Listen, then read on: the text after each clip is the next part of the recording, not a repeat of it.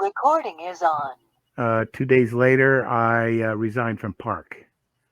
So this was in the making for quite a while, and that's why we switched over. So seeing that Park no longer has a member running the homebrew group, I doubt very much the homebrew group is going to be existing anymore. And that's why this is happening.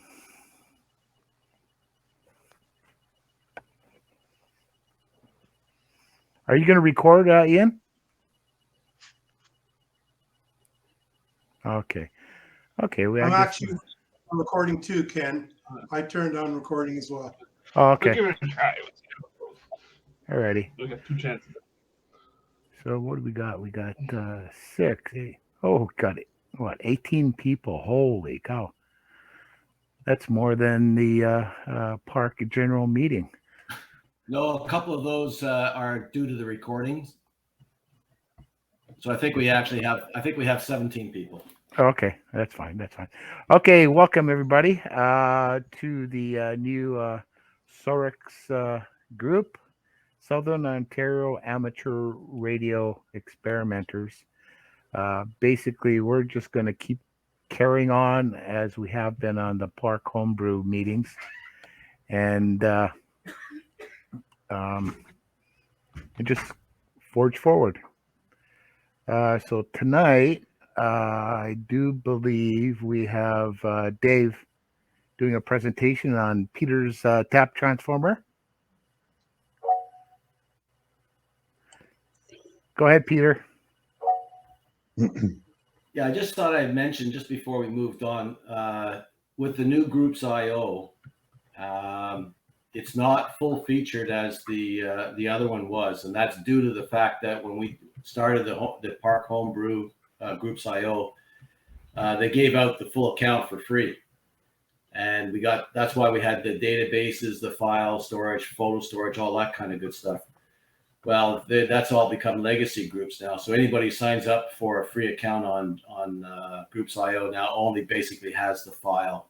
I mean the messaging portion of it. So, which is fine. That's all we were using anyways.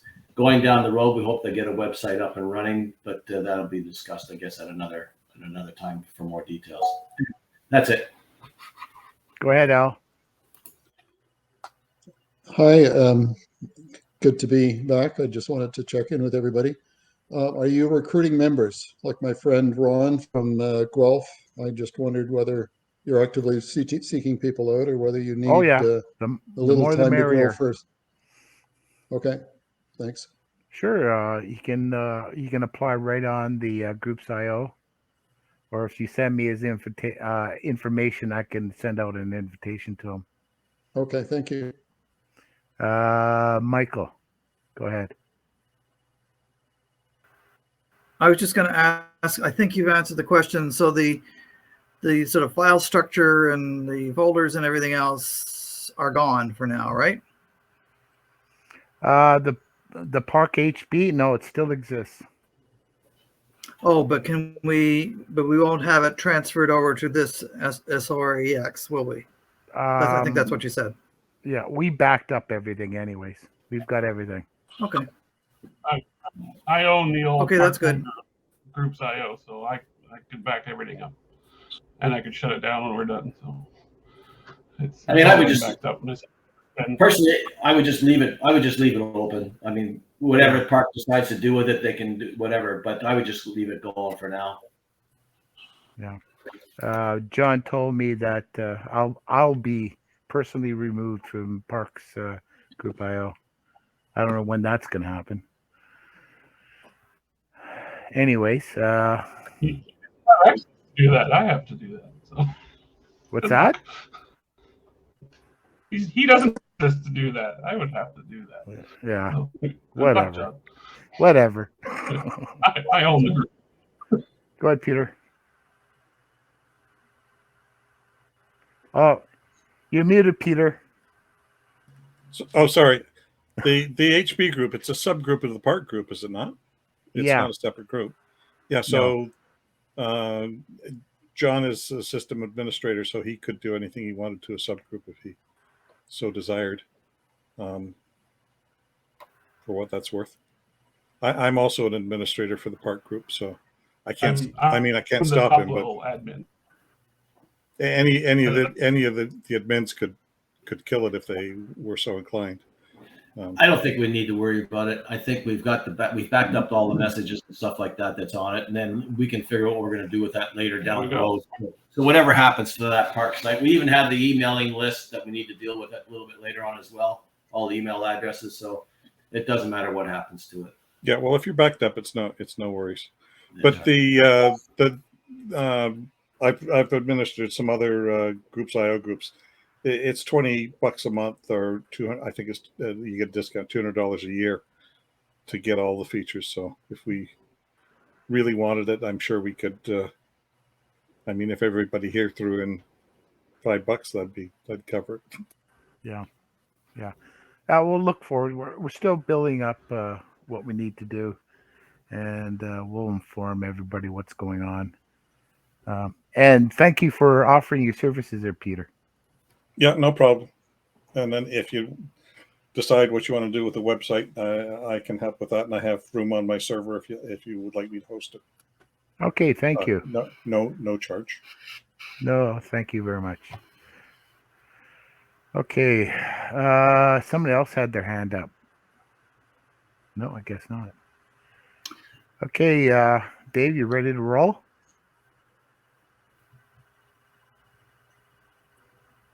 Yeah, okay. Quite the turnout tonight. Let me share my screen. Hey, Bob's here. Hi, Bob.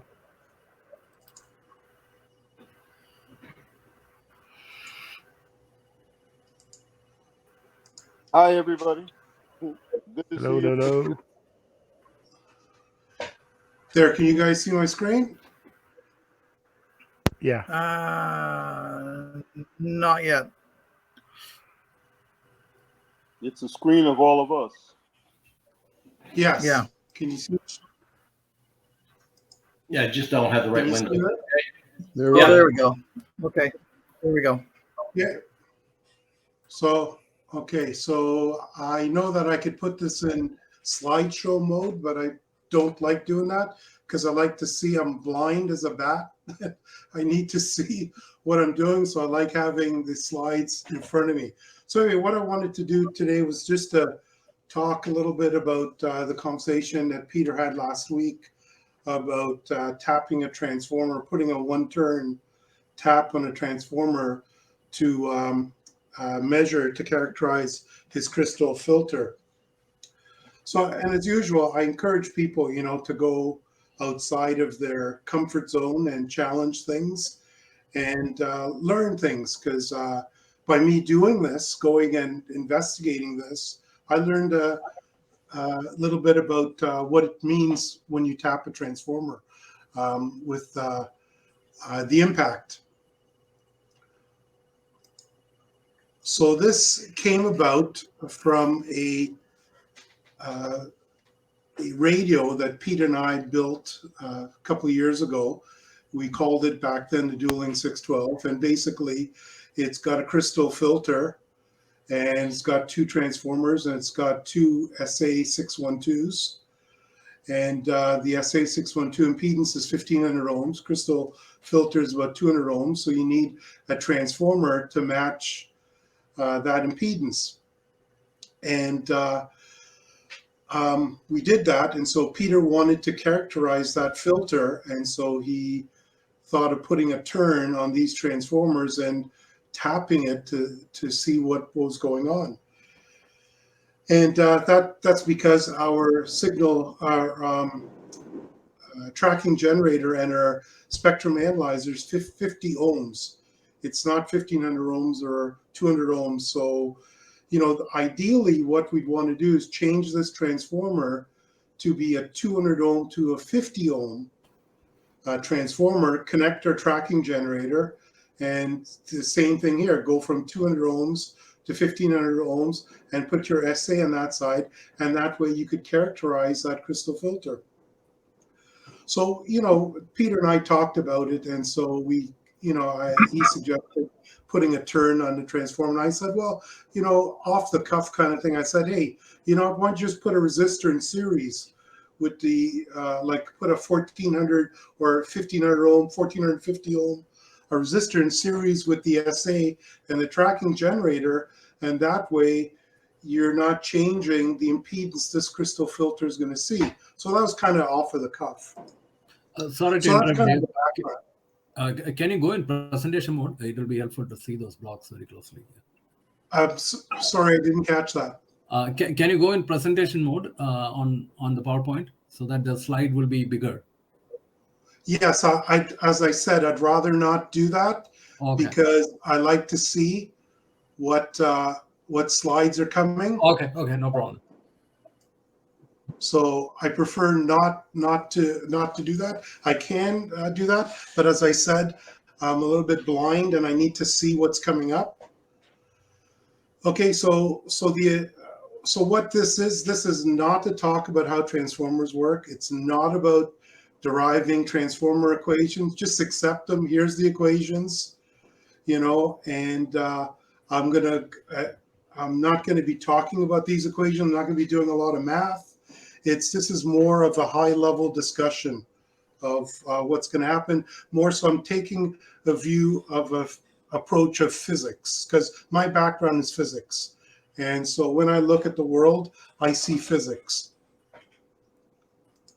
So if you look at simple physics, there are some laws of thermodynamics. I'm not going to get into this a whole lot, but the first law of thermodynamics says, it's about conservation of energy.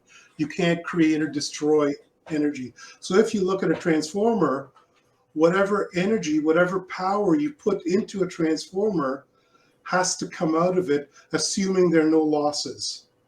If you've got an ideal transformer and you have no losses, it's a perfect transformer, whatever power you put in has to equal the power coming out.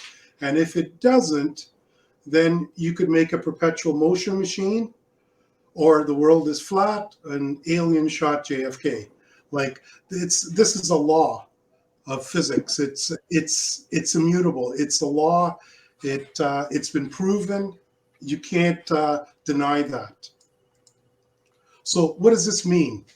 What does this mumbo jumbo mean about the laws of thermodynamics? Well, here's a simple transformer. If we put power in, we should see the power out if there are no losses. So here's a simple little circuit. I did an LT spice, and I'm transforming a 200 ohm impedance crystal filter impedance to 1500 ohms, which is the SA612.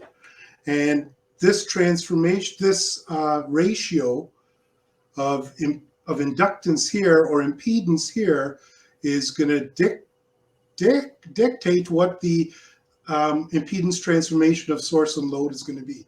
So I just happen to choose 200 to match this to 1500. It doesn't matter. I know Ken will be doing a talk later on about transformers, and he will talk to you about what the minimum, inductance needs to be for these transformers to work properly in a broadband situation. So stay tuned for that. But if you just use 200 microhenries and 1500 microhenries, or 200 millihenries and 1500 millihenries, it doesn't matter. It's the ratio of these two numbers to the ratio of those two numbers has to match. Here's another situation where it's the same ratio of impedances, and this ratio is the same as that ratio. So here's a plot of the power going into the transformer. So voltage times current, RMS. Well, this is actually showing the real waveform of it. But if you look at the RMS values, that'll give you the actual power in. So here we're looking at the power going in. Here's the power coming out. And if we look at the power going in, power coming out, it's the same. 7.5 milliwatts going in, 7.9 milliwatts going in, 7.9 milliwatts coming out. That's what the first law of thermodynamics is saying, that the power in must be equal to the power out. Okay, so what about impedance transformation? So here's a little trick in LT Spice you can do. Some of you may be aware of that. So you take your voltage source, and instead of feeding a voltage, you're going to use an AC voltage. So an RMS AC voltage, and you're going to use an AC sweep. You're not doing a transient sweep, you're using an AC sweep now. And if you plot the voltage divided by the current, so you plot voltage at VP divided by the current flowing in this section here, that's the current going through the voltage source, or the current going through the inductor L1. You divide those the voltage by that, Ohm's law. That's the impedance. That'll be the impedance seen on this side of the transformer, reflected by this side of the transformer. So we terminate the transformer here at 200 ohms, and what are we going to see here? What's the impedance we see here? So if you do this in LT Spice, you change the scale on the left-hand side here.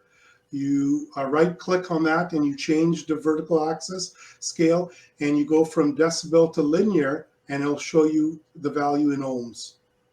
Now, I just happen to choose two frequencies, 3.7 megahertz, 28.7 megahertz. You'll see it's 1.5K, 1500 ohms, which is exactly what we would expect. So this side of the transformer is seeing 1500 ohms, which is the reflection of this 200 ohm load that is going through the transformation, impedance transformation from this transformer. Makes sense.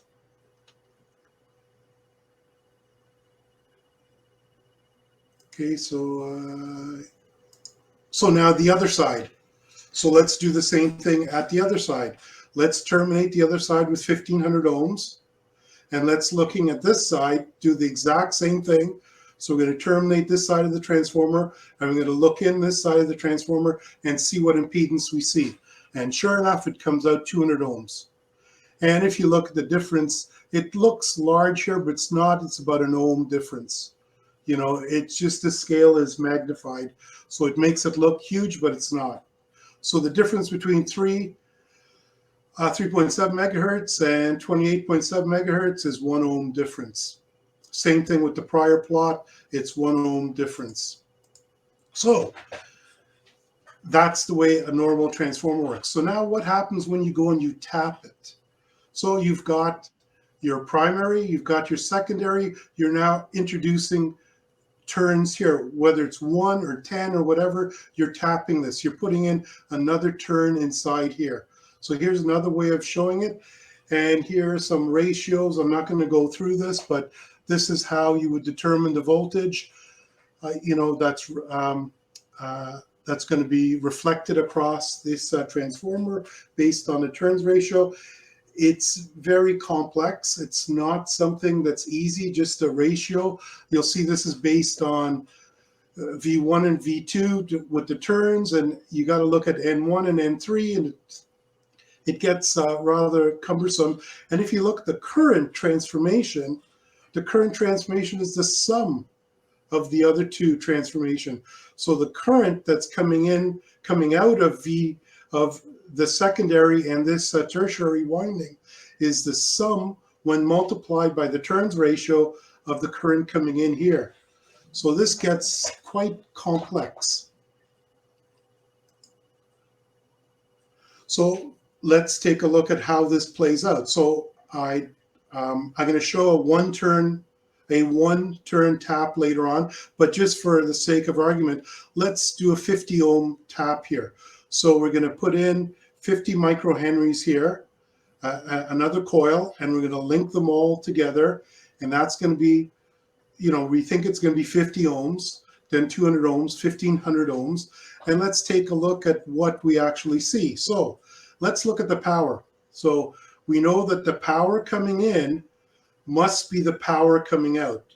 So the sum of the power coming out here must be equal to the power coming in. It must. Okay, So let's take a look at that. Here's the power coming in, the primary power. Here's the power for the secondary in blue. And you can't see it because it's hidden behind the red. And the red is from the tap. Now, if you look at the power, you'll see 71 microwatts is going in. 35 microwatts is coming out of the secondary, and 35 microwatts is coming out of the tertiary, coming out of the tap. Now, if you look at the sum of these two powers is equal to that power, everything's good, and our buddy Isaac Newton is happy because we haven't violated the laws of thermodynamics. The power in is equal to the power coming out, but now the power is shared. It's no longer the tap. By putting this tap in here, you're changing how much power is delivered to the load here, to your actual load. So what about the current? Let's take a look at the current. So if we measure the current coming into the primary and the current coming out of this tertiary, the tap, and the current coming out of the secondary, here, and we apply this formula, we'll see everything's golden. We get, we multiply it by the turns ratio, and you'll see the magnitude of what's going in is coming out. Now, the way I came up with the turns is I assumed this was a FT3743 toroid core, and I went to the kits and parts calculator. I plugged in 1500 microhenries, and I said, okay, what's the turns that's going to give me that? And it's 58.4 turns. And for 50 microhenries, it's 10.7. And for 200 mics, it's 21.3. So if we take those numbers, multiply them out, everything's good, and we're close enough for government work, and our buddy Isaac Newton is happy. Okay, so what about the impedance transformation? This is where it gets very, very interesting. Okay, when you do this tapping, and so all of a sudden the physics is no longer simple. You get into really complex stuff here. So if we look at the impedance now here, that's reflected back from the impedance, this 200 ohm impedance here, and this 50 ohm impedance here, reflected back from this transformer to this coil, and it's being presented here. So we're looking at the impedance here, seen here, when these two turns are terminated. What do we see? Well, we're seeing 749 ohms. We're not seeing 1500 ohms. We're seeing half. We're seeing 749 ohms coming in. And again, we're seeing that both at 3.7, 28.7. We're seeing the same thing. So what about looking in the secondary? What do we see? Same thing, we're seeing half. The impedance now has dropped half. This transformer is no longer matching 200 ohms to 1500 ohms, right? And the same thing is if we look now at the 50 ohm tap, we're seeing 25 ohms, we're seeing half. So all of a sudden, this thing, the math is no longer working out here. Now, the reason impedance transformation is important for a crystal filter is, and I'm going to talk a little bit. Here's a program I wrote back in 2018 to analyze a crystal filter. This is called a Cohen filter, and it's based on this design here. And you plug in your crystal motional parameters and the coupling capacitors you put in, and you could do some plots. You can change the impedance on this input and output, and you could see what happens to your crystal filter when you change your impedance, or you could get it to optimize what the Z is, or calculate what the design is, calculate what the termination, the ideal termination is for this crystal with those motional parameters. I won't get into this, but the only reason why I'm showing this is I want to show you what happens to a crystal filter when you change the impedance. So in the case of the crystal filter where it's not terminated, there's no termination, and you sweep it, you actually see the resonance, you see the peaks of the crystals. And you got a lot of ripple in the passband, and that's just because of the crystals. The Q, it's a sharper Q, it's not loaded. So here we are, we apply 200 ohm termination at either end of the crystal filter, and we see a much more better, like a Gaussian type curve. Incidentally, the orange curve is a Gaussian fit to that data. It's showing what the Gaussian should, if it was a Gaussian, that's what it should look like. So you could see what's here, the actual plot doesn't even come close to a Gaussian curve. Here it's getting close to a Gaussian curve, and we're seeing we're not getting much ripple in the passband. And if we terminate it with 100 ohms, see we're getting a little bit more ripple in the passband, and the skirts are now changing. So by you changing the termination of your crystal filter, you're changing the characteristics of that crystal filter. So let's go and talk about Peter's specific case of adding one turn. So I think he used a FT5073, and so I put one turn, which comes out, if you use the kits and parts calculator, comes out to 3.1 microhenries, and 18 turns, that comes out to 1,004, and 7 turns is 151. So these are all the turns that Peter used in his transformer.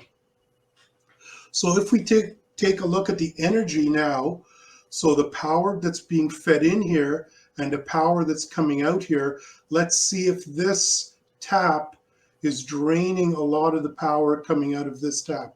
Now, in the case of crystal filter, this doesn't really matter because the crystal filter is not going to change based on power, right? It doesn't matter what power is coming in here.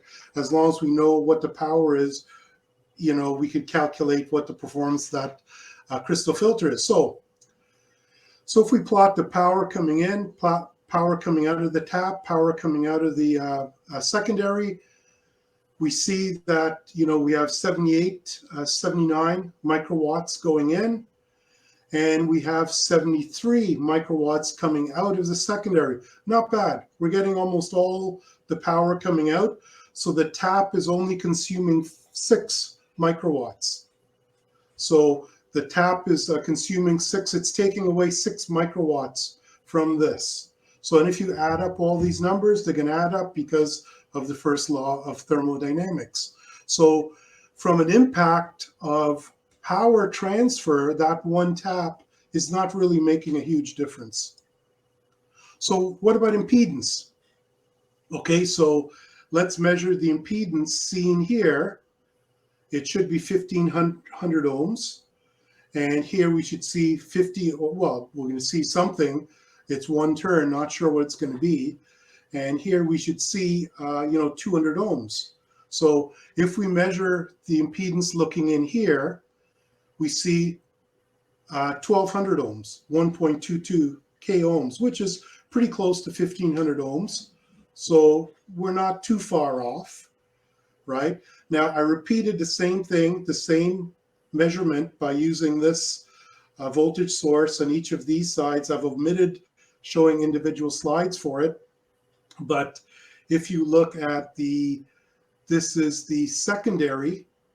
So you're looking in here at the secondary, you're seeing 207 ohms. So it's off a little bit, you're off by 7 ohms, not too bad. So 7 ohms is not going to impact the crystal filter. It's not going to load it down a lot. So that shouldn't make a big difference on the performance of the crystal filter. However, if you look at the impedance looking in here, it's 2 ohms. So you've got a 50 ohm device connected to 2 ohms. It's basically a short. So in the case of your spectrum analyzer, you've got a 2 ohm source feeding a 50 ohm load, which is okay. Because well, it's not okay. You're going to get some. You're going to get an SWR mismatch, but your you're going to still see the appropriate, I don't want to say power, but you're going to see the appropriate signal coming out of here. You're not loading it down. However, if you put your tracking generator and you connect your 50 ohm tracking generator to this, you're shorting out your tracking generator. Your tracking generator is going to see a 2 ohm load, so it's basically a short. 50 ohms feeding 2 ohms is a short.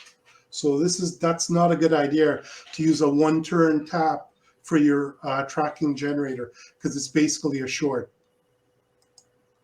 So bottom line here is what Peter did for making a measurement, it's fine. For tapping it, making a measurement, I don't think it's going to impact the crystal filter that much. But if you're using it to feed your tracking generator and you're feeding it in, your measurements are going to be off, because it's going to be, you're basically shorting out your tracking generator.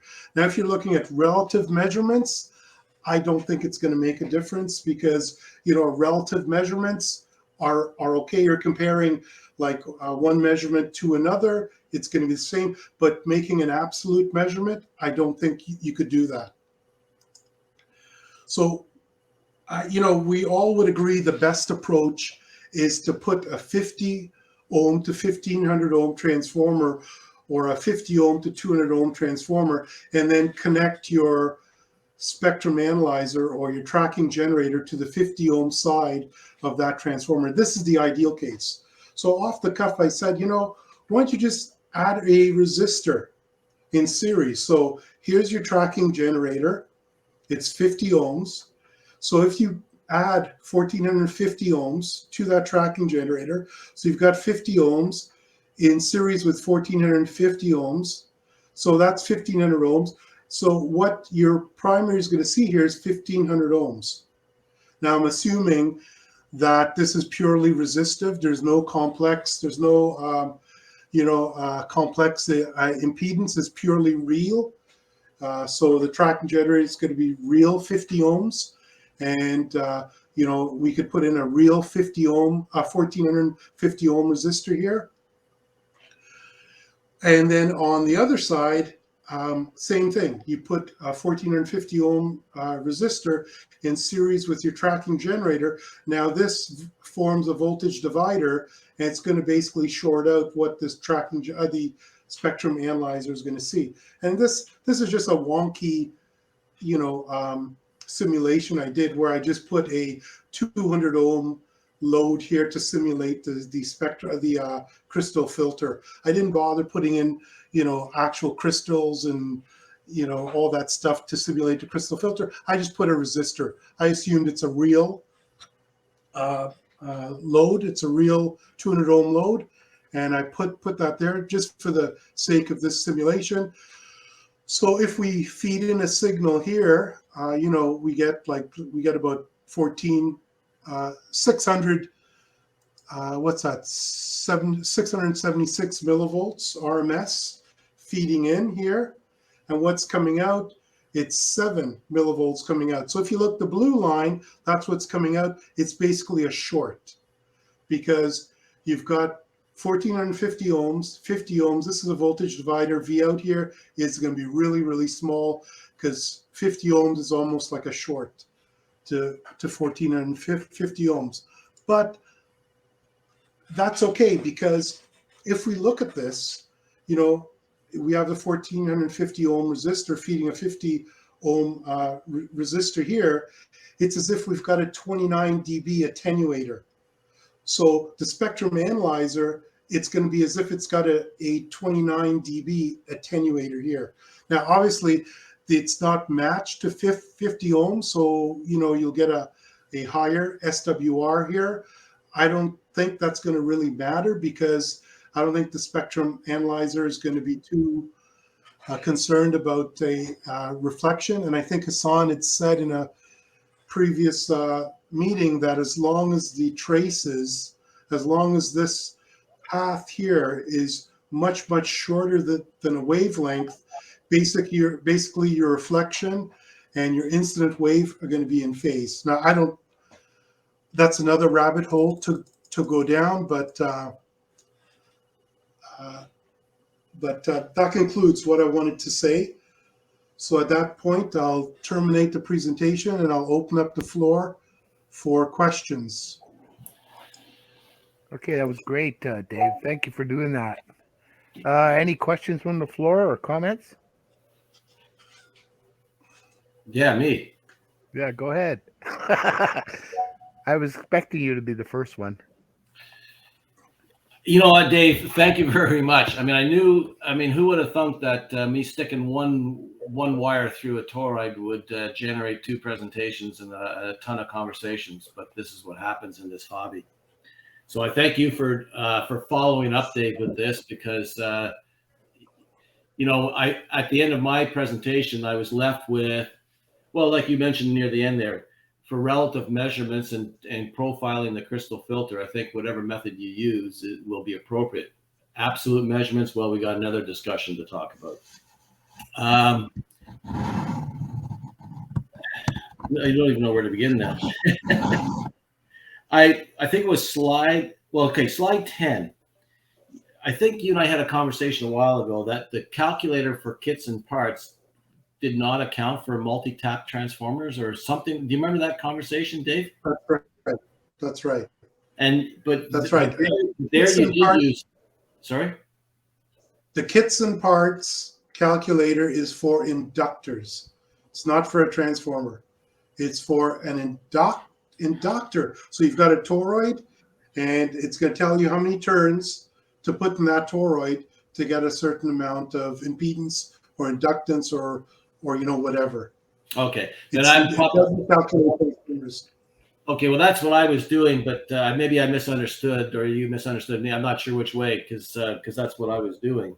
On that subject of a turn through that particular inductor, I think I'm just wondering, because you know, you had what slide is it? Number 11 slide, I think, where you had the huge difference in the impedance. I think you lost about half of the impedance.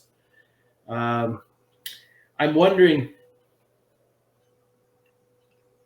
Oh no, you did the calculation, so it should have been right. So forget that. Okay, I'm not going to say that comment because that would come out stupid. and Peter, yeah. That was for a 50 ohm tap. That wasn't for a 1 turn.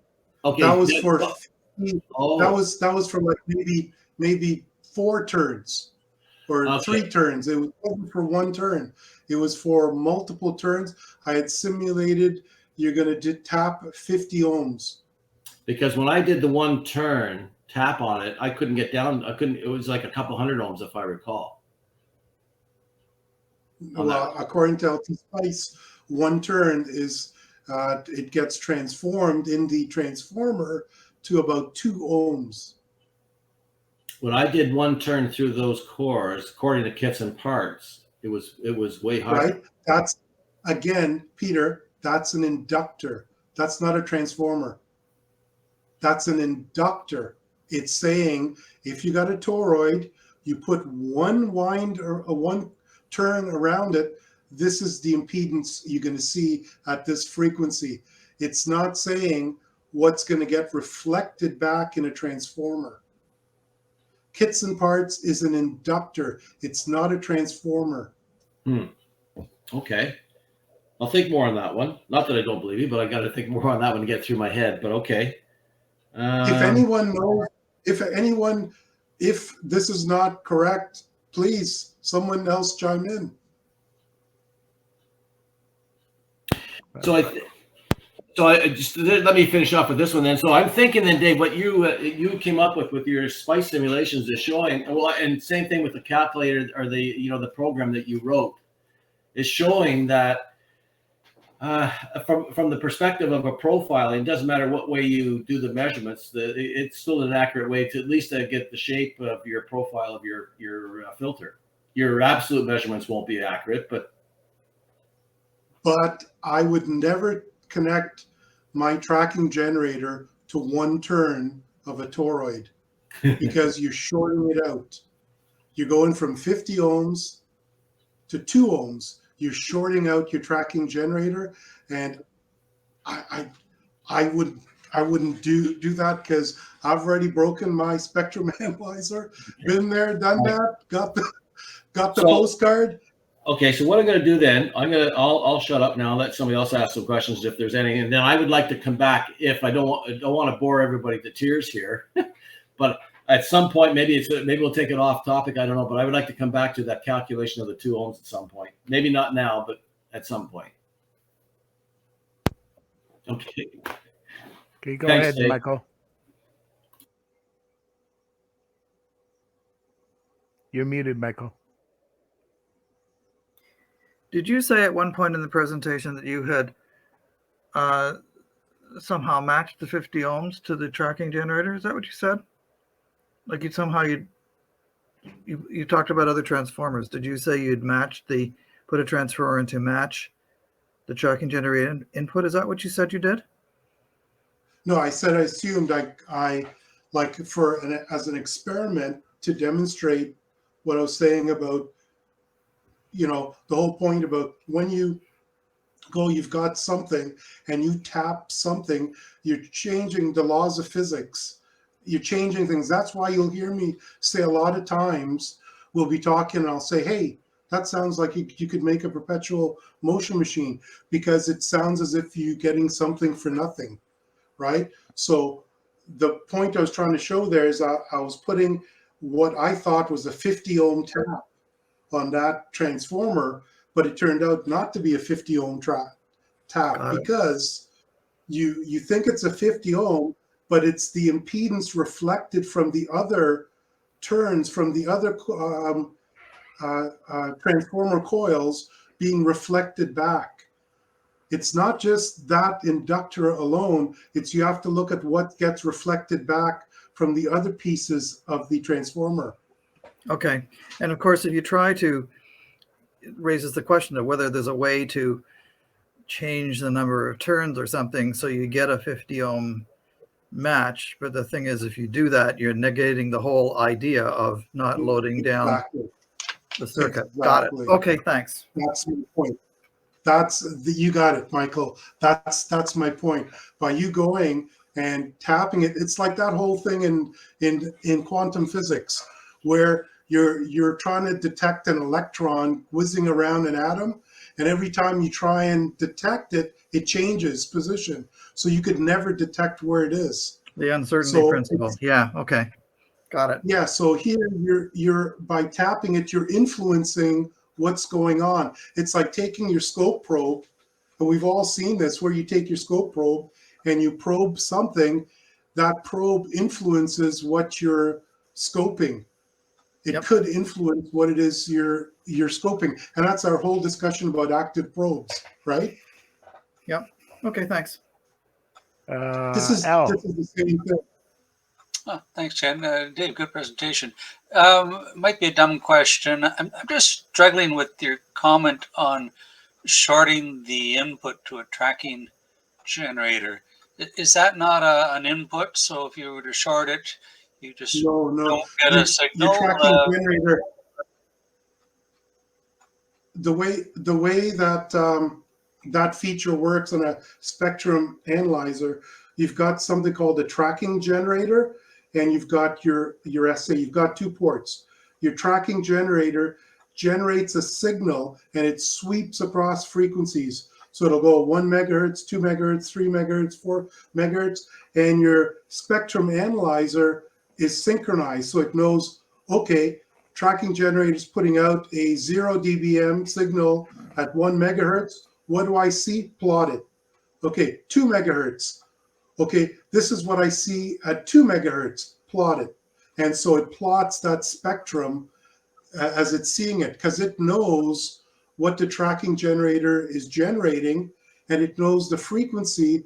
So it's just plotting that as it sweeps across. Does that make sense? So your tracking generator. I'm just struggling with why it's a bad thing. Well, if you and I understand blowing your spectrum analyzer up is a bad thing, so I accept that. Yeah, I've blown up the spectrum analyzer part of it by feeding in too strong of a signal and not having enough attenuation. And I'm paranoid that if I short out the tracking generator, okay, so if you take that and you short it out, you might blow something inside the spectrum analyzer. I have no idea, but my spectrum analyzer, I treated with kid gloves. You know, I just I would have thought your signal coming out would go to the spectrum analyzer, and the tracking generator would be something internal to the spectrum analyzer, not connected to that. What was it? A 2 ohm impedance mismatch, or basically a short? Right. No. Your tracking generator is an actual port. It's got an actual port, and it's a signal output, and you put that into, like, for example, a low pass filter. So you would connect the tracking generator on one side of your low pass filter, the spectrum analyzer to the other side, and the spectrum analyzer would display what that low pass filter looks like as it sweeps across frequencies. It's too bad there's no way, Dave, it's too bad there's no way that you couldn't somehow put some kind of impedance matching network between the tracking generator and the tap on the transformer, so that the tracking generator would see 50 ohms given a 2 ohm impedance on the other side. Sure, but if you're doing that, why not just change the transformer? You're making another transformer. Why just make a 50 ohm to a 200 ohm transformer and just be done with it? We all agree, and I think everyone on this call would agree, the best approach is to use a 50 ohm to 200 ohm transformer, because then you've got your impedances matched. Yep. Okay, I've got a question. Instead of adding a separate winding, how about taking a tap off the secondary? Same thing, Ken. I think as long as you're taking a signal out and you're putting an impedance on it, I haven't done the math. It's that physics brain of mine coming out and saying, you've got a tap, you're taking something out. The laws of physics has got to apply. You're changing things. You can't get something for nothing. So even if you actually tap that transformer, right? Say you tap it at turn 3 and you put a termination there, you're bleeding current out. You're bleeding energy out, and you're going to change the physics of that transformer. Yeah. Okay, now I see. Yeah, because you're going to take current out of that tap, and there's going to be a current coming out of the main transformer, and it's got a total as if the tap was there. Right. So it's like you're robbing Peter to pay Paul. Right? You're robbing your secondary to pay the tap. Yeah. Okay. I think POA has a question again or comment. Maybe more of a comment, but no, absolutely adding on the secondary like that would definitely load things down. And if you loaded it down too much, you would actually start to affect the primary even worse. But the genesis of this whole thing really was to try to discover what measurement technique could you use that would be the less disruptive to the circuit and accurate and most accurately portray the profile of the crystal filter itself. And that was because of the understanding was no matter what we did here, we were going to be affecting the absolute measurements. So the best we could come up with would be the profile of the filter itself, and maybe even a frequency of shift, if any, which I discovered there was a bit. So that was the whole reasoning behind all this. So, and I kind of figured out, well, you know what, whichever method you chose didn't make a huge amount of difference as far as relative measurements. Now, except you were shorting out your tracking generator. Well, I was just about to say that, Dave. Although we did get the measurements, and they seem to agree. Doing it that way seemed to agree. However, and if you take a look at the theoretical one on your calculator one, it seems to show this. It seems to back up the results I was kind of getting. Now, the takeaway for me here is that 2 ohm thing. So I need to think a little bit more on that one some more. And maybe the only way you can make an accurate measurement of this particular circuit that we're talking about with a spectrum analyzer is you can't do it. You would actually have to make some kind of a measurement on a circuit, a stage ahead of the crystal filter and after the crystal filter. But I think, Peter, if you're gonna eavesdrop, you're gonna sniff. It's like you're attaching a sniffer. Okay, you're gonna eavesdrop in that transformer, putting one turn. If the other inductances of the other turns are big enough, and you're putting one turn, which is a really small, amount of inductance you're introducing to the transformer, I think you could eavesdrop on that transformer without impacting the circuit too much. I think you can eavesdrop, you could listen in, but I think in terms of injecting a signal in, I don't think it's a good idea doing that. But that's just my opinion. Maybe someone else has got another opinion. Well, because just to finish off again here, and I did another measurement technique where I injected a signal at the RF at the front end, and then I just monitored the output of everything, and then I just manually plotted the results, and those results kind of backed up what I was seeing on the rest of the measurements I made. Relative measurements I'm talking about again. The absolute measurements were yet again different. Meaning which one was the more accurate one or closer to the absolute, who knows? Anyway. See, Peter, I just had a thought. You know how you could do this and protect your tracking generator is put a 50 ohm resistor in series with that one tap. Because then the tracking generator is going to see 52 ohms. Right? Because you have 50 ohms in series with a 2 ohm, let's assume it's real, with a 2 ohm, impedance, then it's 52 ohms. So your tracking generator now seeing 50 ohms, it's going to be loaded appropriately. Now, the signal that's going to go through that one turn, it's going to be really shorted because you got 100 ohms, 50 ohms plus 50 ohms to 2 ohms. It's very, very little signal going through, but who cares? Because you're making a relative signal measurement. I mean, and the whole, that's right. And the whole thing about it was what was important in this measurement really was to discover what does my filter look like? If I've got a huge ripple, and so sorry, go ahead. No, go on, Peter. Sorry, I keep interrupting. Because when I went to one, Dave, you're biting your fingernails there. You think I'm going to say something that's going to make you nervous here, or are you nervous I'm going to say something?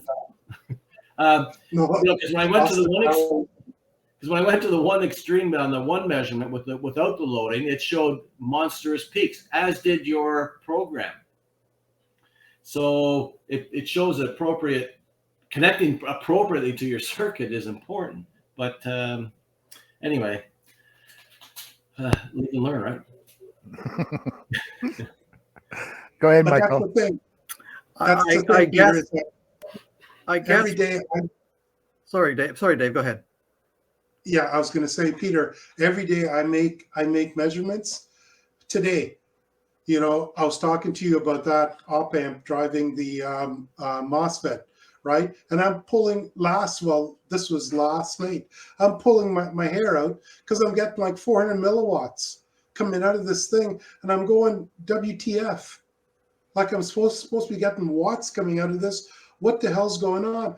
And I'm checking I'm looking everywhere and everything. Meanwhile, it's a resistor that wasn't soldered properly to the board. So we all struggle with making measurements, and the key thing is, does the measurements make sense? Because if the measurements make sense, then your measurement's probably okay, right? Well, I'd like to know if Peter's spectrum analyzer still works after this. Just a question. Now you got him worried. So Peter, is it? But how can I check that out when I'm sitting down here poolside with drinks with umbrellas sticking out of it and nice 80-degree weather? You could change your flight. This is very important stuff, Peter. No, it's fine. You know what? You know what Signaling told me to do to check your spectrum analyzer? Just connect the goes in to the goes out. Just take a cable, connect the tracking generator to the SA, and sweep it across, 2 gigahertz or whatever it is. And if the line is not flat-ish, you got a problem. Like if all of a sudden the line goes wonky and you see it like an oscillation in the line, something's wrong. Or the line is really severely curved, there's something wrong. But if the line is relatively flat, then chances are your spectrum analyzer is good. Now, to follow up with Michael's question, mine is relatively flat, as you say, thank goodness. It just reads about 4 dB low, so I can't have it all right.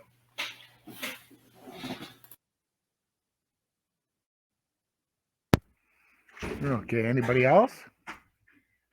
Questions, comment? Okay, we're good. Thanks, Dave. That was good. Good stuff. Appreciate it. Okay.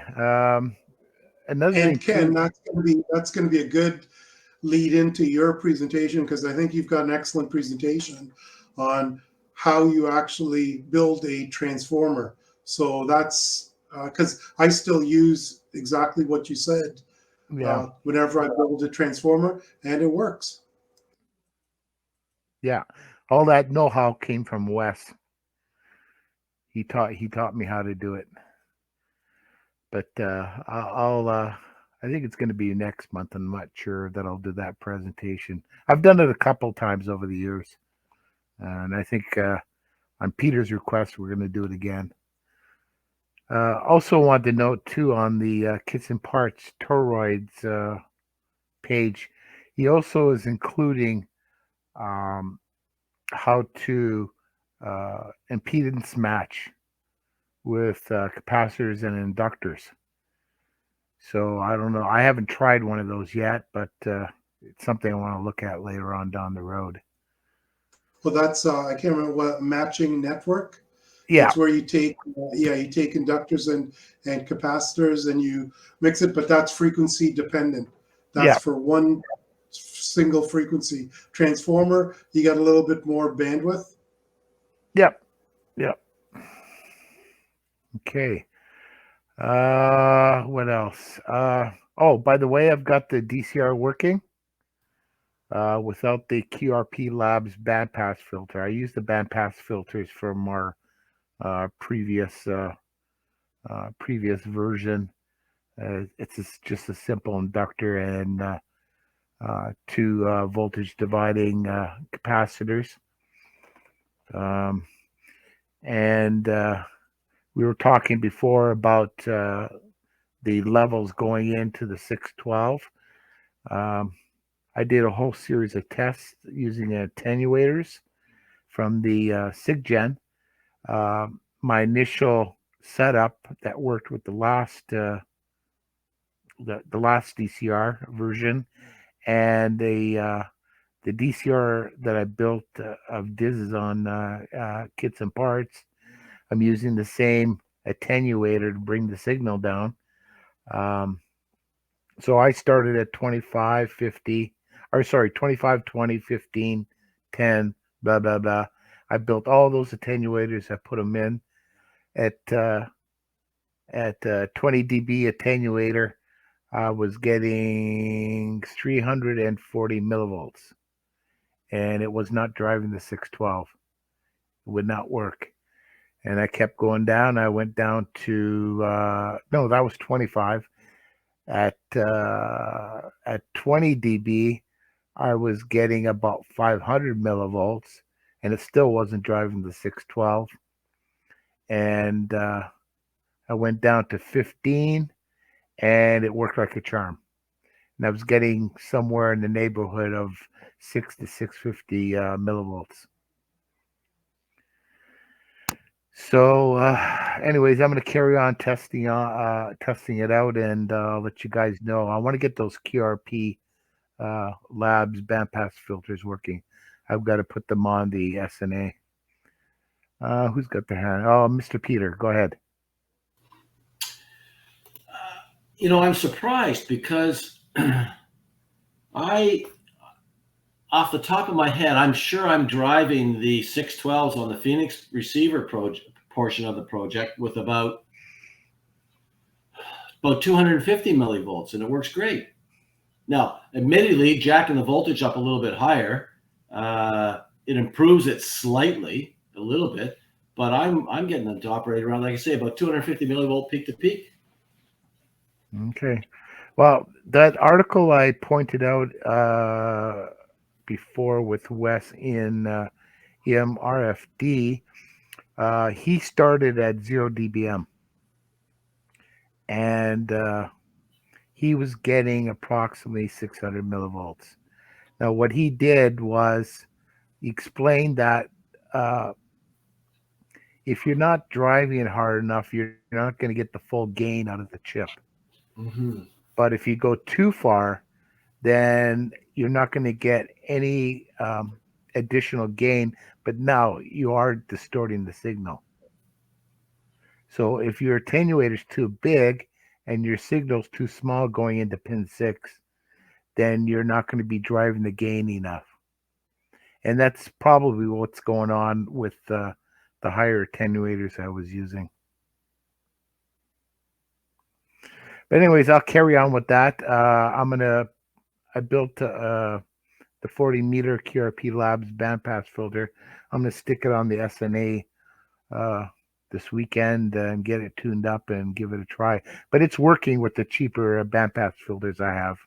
Works like a charm. CW, FT8, sideband, the whole works. I'm even picking up AM.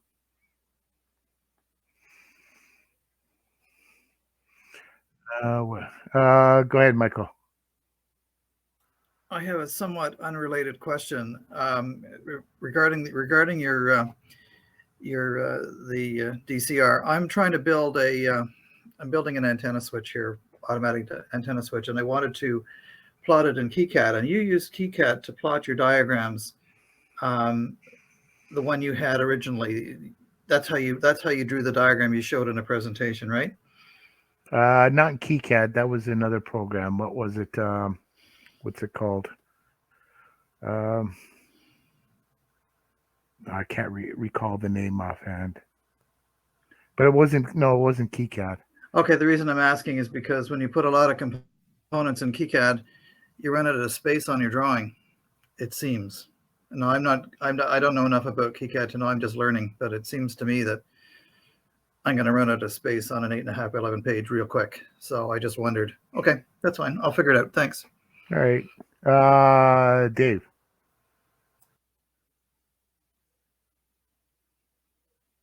Mute. Yeah, I can. Just to echo what Peter said, I drive the SA 612 I have on the Phoenix.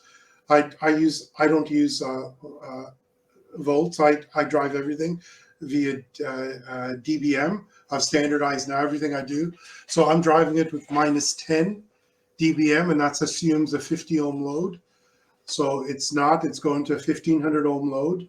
So I don't know what that's going to come out to be, but I know minus 10 dBm into a 50 ohm load is 200 millivolts peak to peak. So I'm driving it similar to what Peter's doing. It's probably a couple hundred millivolts peak to peak. And I did experiments where I changed it. I ran it weaker, hotter, and minus 10 seems to be the magic number. It seems to I get the maximum peaks coming out of the mixer. Yeah. Well, as I was saying, when Wes was doing his testing, he ran 0 dBm for all his measurements. He even tried plus 10 dBm, and he got no further gain out of it. And he actually did minus 10 dBm, and he said he lost. he had lost quite a bit of gain there, so that's why he stuck around at 0 dBm. And there was also several articles or web pages of other people building these DCRs are using the 612, and they were all using somewhere in the neighborhood of 600 to 700. There was at least 3 pages I saw. Yeah, go, Peter. When Wes did that test, was that with an NE 602 or an SA 612? Because there might be some slight differences between the two. I don't know if they're exactly the same. I'd have to double check, but one of his comments in the article was that the data sheets are old and that the input was requiring 200 to 300. And I believe he also made a comment that those data sheets had never been updated. But even Diz, with his DCR that I built, he agrees with Wes 100%. You know, like I told him I was driving 650, and he says, that's good. You know, Dave, I did the same thing. I started to do measurements at one point with dBm levels, but I switched the SIGGEN to high impedance output because the voltage. Then it started to get a little bit confusing. So I started to make measurements based on peak to peak. But having said that, maybe yours is probably running hotter. I can't remember which way the math works now, because like you said, you are feeding. If you didn't select a high impedance on your SIGGEN, then it's 50 ohms into a 1500 ohm. That's a big mismatch, right? Yeah, but 50 ohms, like if you look there, and this is something, we should have another discussion about.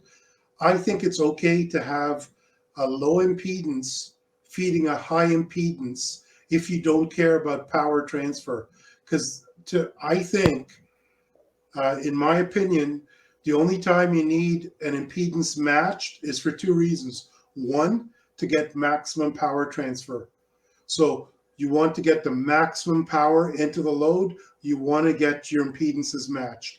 If you want to, like your antenna, okay, you've got a long piece of coax, multiple wavelengths long, you want to get your impedances matched, because an impedance mismatch could blow your transmitter, could cause your finals to have problems, right? So I think in those cases, you would want to have an impedance match. A mixer, if you're feeding a mixer, you'd want to have the impedance match, because if you got reflections going back and forth, those reflections are going to mix in the mixer, and you're going to get all kinds of wonky crap coming out, right? But, the point Hassan said, if that trace between your device, and your mixer is short, then for all intents and purposes, the reflection is in phase with the incident wave, and you don't really have a reflection. Everything's in phase. So that's something I think it'd be really good if someone would take on that challenge and talk about that, about impedance mismatching and what that means in terms of a circuit trace versus an antenna cable. That would be really interesting to learn about. Okay. Yeah, so if I get a chance, I'll do a couple video recordings of the DCR, and I could post them up or share them at the next meeting. Okay, does anybody else have anything to ask or present or make any comments about? No, I guess that's it. Okay, several people joined a little late. My comment at the beginning was, why did we come to SOAREX, Southern Ontario Amateur Radio Experimenters? We were previously with the Park HB group. It's supported by funds and by the buildathons. But the majority people who wanted to join the buildathon were required to become park members. And nobody really wanted to do that. So at the last club meeting, I brought this up, and I basically told them that we are going to have buildathons where anybody can join. You didn't have to be a member. And somebody got very heated, got very rude, and a couple days later, I decided to quit, and I'm no longer a park member. So a group of 4 or 5 of us here have put together SOAREX, and this is how we're going to go forward. And does anybody else have any questions or comments? I guess that's it. I am really grateful that everybody showed up tonight. This is great. I think we got, 24 people right now. One is a recording, but this is great. We will continue to recruit members. We'll be going through some old member lists and start sending out more invitations. I think we are done if nobody else has anything else. I have a question, Ken. It's Michael. Go ahead. Okay, so presumably the SDR project eventually is going to turn into something we can build. So we would do the same kind of thing we've always talked about, done before. We would contribute funds, whatever the cost is, and maybe get together someplace and build it. Is that right? Is that the plan? Yeah, that's the plan. Okay. We haven't worked out the details yet. With Park HB, we were going to the church because Frank had a connection, and he used to work for CIBC. The CIBC was making donations to the club, and the club was turning around and using those funds to rent the hall at the church. The hall basically not for us anymore, and we'll work out some details. I think Dave has some connections. Yeah, well, there's always the possibility of the Mississauga Club meets at the St. Thomas of Becket Church in Mississauga, at Erin Mills and Burnham Thorpe. Maybe we could, if we had to, rent a space there for a day. Yeah. That's another possible place to do it. I don't know. Okay. Yeah, it's a very good possibility, but we have to work on the details. I think the majority of people want it in person, no online. Yeah. Go ahead, Frank. And you're muted, Frank.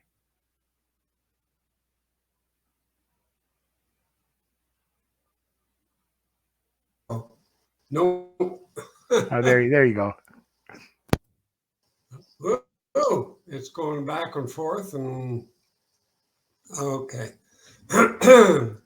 Yeah, just to clarify it, the church is still available for this group as well as any other.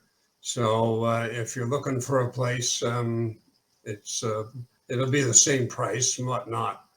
But if you can come up with something that's free, then so much the better. But just put that in the background. And I just wanted to comment on, I'm really pleased to see some of the old faces show up. Peter, DRS, and Simon, and Ian, and all the old gang. Welcome back. And we hope to continue with this number or more in SOAREX meetings to come. So back to you, Ken. Thanks, Frank. And just to let everybody know, Frank is the original coordinator of the Park HB group. I forget what year it was. Was it 2003? Yeah, 2003, we had our first build-a-thon. And that's about the time that we started regular meetings. Prior to that, we used to meet immediately after the regular park meetings for, maybe 15, 20 minutes, something like that. But we sort of have grown like Topsy. Excellent, excellent.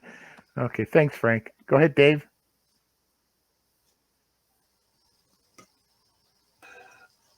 Okay, there, mute off. Okay, Ken, one of the things that we had talked about, and maybe we could, we've got time, maybe we could just throw this out, file sharing. Because one of the things that the original IO groups had was there was a place where we could share files. With this new IO groups, we don't have that capability. So what we had talked about was possibly setting up a GitHub page, a GitHub repo that we could post messages to. The problem is with GitHub, it's rather complex, and it's not easy for just anyone to go and post files to it. You're going to have only certain people post files to it. Now, I don't know, I'll just throw it out there. Can anyone think of something else that'll be easier for us to go and use, or they can volunteer something that we could use? What about Google? Like, is there something there that we could use? Exactly. I don't know. Yeah, I think we can simply use a Google Drive. That's what I was also going to say. Yeah. But then I think, don't you have to pay for Google Drive or someone? Because I think you only get a limited for if you get the free Google Drive. It's small. I don't think it's very big, is it? 15 GB we got, right? You get It's how 15 much? gig. You get 15 gig free. Yeah. I pay for 200, and it's $20 a year. Yeah, Yeah. I got the same thing. Yeah, I have both OneDrive and Google Drive as well. I pay to get it. The reason I'm thinking that we shouldn't use a members service like their Google Drive, because if that member ever leaves or that something happens to that member, all of a sudden we're tied to that drive, and all of our files are on that drive. And so I don't know, maybe I'm just worried over nothing. I'm making a mountain over a molehill. Maybe there's some kind of common Google Drive that could be set up for a group like us. I don't know. Yeah, and that's the other thing with Google Drive too, by the way. If, for example, Peter, we're using your Google Drive, we're not consuming your space. We're consuming our space. So if we have our own Google Drive, which is good for you, because if I've got my own Google Drive and I put files on your Google Drive, it's counting towards my Google Drive. Google's smart. They don't. They want their pound of flesh, So, guys, can you hear me? Yeah. Yes, sir. Yeah. We already have a Google account, right? I mean, that's what we're using for our YouTube and for what else? I mean, just the login. So, I mean, that comes with whatever it is, 15 gig. And that's a Google attached to a non-member controlled account, right? Where all the admins are sharing that. So why don't we just use that Google Drive?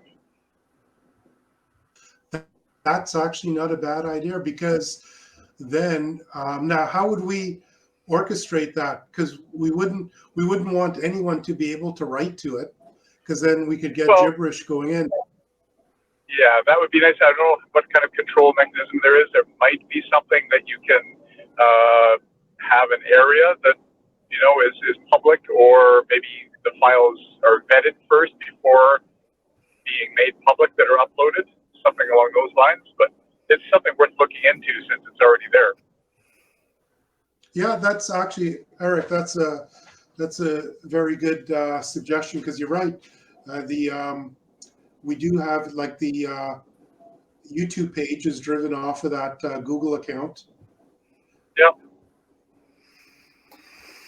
Because one of the things that I would like to be able to do is go and look at, say, Dave's presentation, and if that was afterwards, if that was posted somewhere like on Google Drive, that'd be great if we can find a way to do that. So they're all posted on YouTube, all of our meetings. That's right too. So you can go there and look at it there. That's right. Good point. Yep, and download it if you want, whatever. So, yep. Good point. No, but I agree. Yeah, I agree with Noah. I think what I can't remember. I think it was Cherry originally was asking or asking was the actual presentation, the PPT, getting the PowerPoint or the PDF or whatever of the presentation, and just making that available. There's also the video, but just having the PPT itself. Or even the other thing too is I do a lot of LT Spice simulations. Is making those LT Spice simulations available as well. Yeah, that'd be a good idea. Yeah, I like the idea of the PowerPoint. Not necessarily the whole recording, but the PowerPoint really useful to be able to go back and look at it and think about it, which we can't do unless we can. Well, I prefer to actually look at it and again afterwards. But yeah. All right, go ahead. Sure. Ideally, if the presenter can convert the slide deck into a PDF, a little more accessible format. And that's what we talked about before. Change the because of the file size, we were going to change we were talking about changing the PowerPoint presentation to a PDF, but the LT Spice files would be good. So we need an easy file section to upload and access and whatnot to get that information back down again. Yeah. So I think that's all we need to do is look at the mechanics of Google Drive and see how granular it is. If we can make it make it work basically so that everybody's got access to it, but maybe there is some control mechanism on it. Okay, we can look into that and get it settled. Yeah, at least plan A, right? Yeah. But even so, we have an account, we can upgrade to $20. I think it was $20 a year for 200 gigs. So, okay. Kevin's got his hand up. Yeah, no, I was just looking it up here, and you can set access level by like email addresses. So, anybody that signed up to the group's IO could have access to the Google Drive and nobody else, and that's it. There you go. And you can even control, they can even have various types of access, like read only, write, whatever, just according How to. would that, Kevin, how would that work? You'd have to put in each person's individual email address. Then. That's correct. We did it with the park executive group too. I had all the executive email addresses as shared into certain sections in the Google Drive, so that they could come and see all the files in there at any time, and I could set them read only or write or whatever I wanted. Yeah, the problem is the only catch is every user has to have a Google account, right? No, I don't think so. Oh. I don't believe they do, but I mean, how many people don't have a Gmail account? Right. I think the cleanup of that list, keeping the list current, like it'll be fine for 6 months or a year, but like 2 years, I'm hoping our group will last, 10 years, but if we have to ever go back and clean it up, that could be a nightmare. Cleaning up individual email addresses. Yeah, well, I mean, you could start with this, and if it gets too ornery, just shut it down and come up with a better solution, right? Yeah. You know what I mean? Like if it gets out of hand, then just make everything read only. Mm-hmm. Peter, DRS, or go whatever. ahead. Yeah, I was just going to point out whoever owns the YouTube account, you should rename it. Yeah, I think Dave just got to switch it over. Yeah, it's on my to-do list. And the other thing, Peter, is that we've got a whole bunch of legacy presentations there that's got, homebrew, embedded in the video, but we all decided that that's okay because that's where we came from. Yeah, that's right. I wouldn't worry about changing that. No. Because I wonder how many people are going to unsubscribe from there now.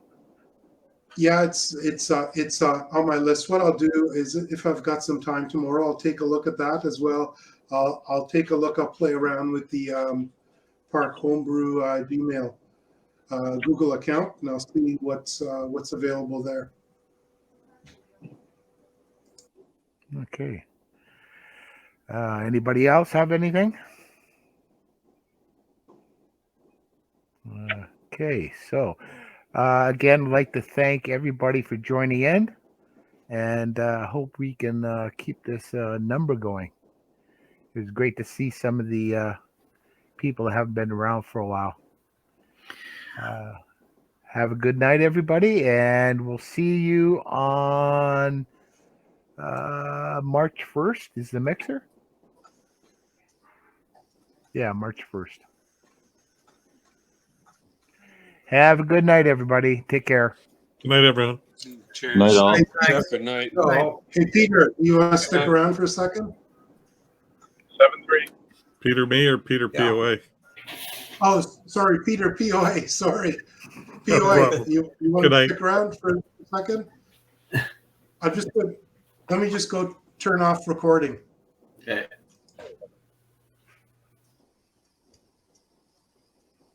You gonna turn off the record because we want to talk about Eric? Doesn't matter. He's not here anyways.